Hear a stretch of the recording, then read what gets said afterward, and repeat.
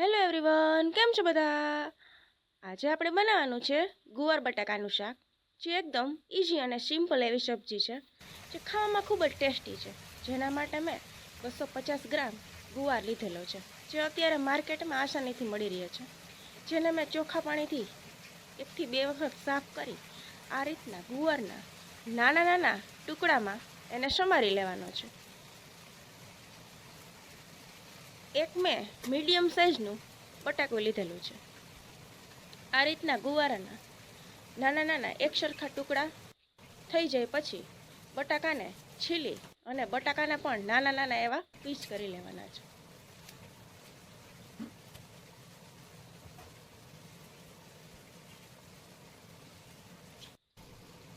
ત્યારબાદ એક મીડિયમ સાઇઝનું ટમેટું લઈ ટમેટાના નાના નાના એવા ટુકડા કરી લેવાના છે.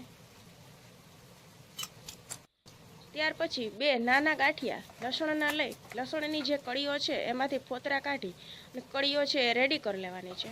હું શાકના વઘાર માટે કળીઓના નાના નાના એવા બટકા કરું છું. તમે પેસ્ટ પણ લસણની કરી શકો છો. આ રીતે એક સરખા સરસ નાના એવા ટુકડા કરવાના છે.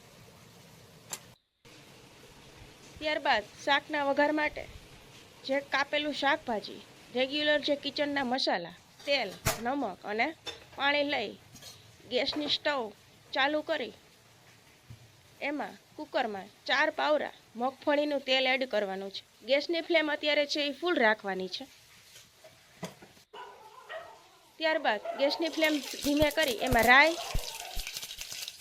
જીરું, મેથીના દાણા, અડધી ચમચી હિંગ, જે લસણના ટુકડા કરેલા હતા એ, ત્યારબાદ એક ટમેટું જે ટુકડા કરેલું હતું એ, અડધી ચમચી હિંગ, અડધી ચમચી હળદર પાવડર, બધું મિક્સ કરી જે ગુવાર અને બટેટા જે કાપેલા છે એને સારી રીતે એમાં ઉમેરી પછી એમાં 2 ચમચી લાલ મરચું પાવડર, 1 ચમચી નમક, એ બધું સારી રીતે મિક્સ કરવાનું.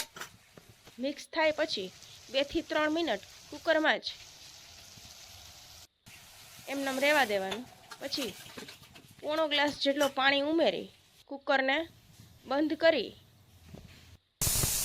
અને 3 સીટી વગાડવાની. 3 થી 4 સીટીમાં આ શાક છે એ રેડી થઈ જાય છે અને આપણી સબ્જી છે એ રેડી થઈ ગઈ છે. મિત્રો, મારો વિડીયો ગમ્યો હોય તો લાઈક કરજો અને શેર કરજો. મારા નેક્સ્ટ વિડીયો જોવા માટે યુટ્યુબમાં મારી ચેનલ છે જાનકી દેત્રોજ, એને સબસ્ક્રાઈબ કરજો. થેન્ક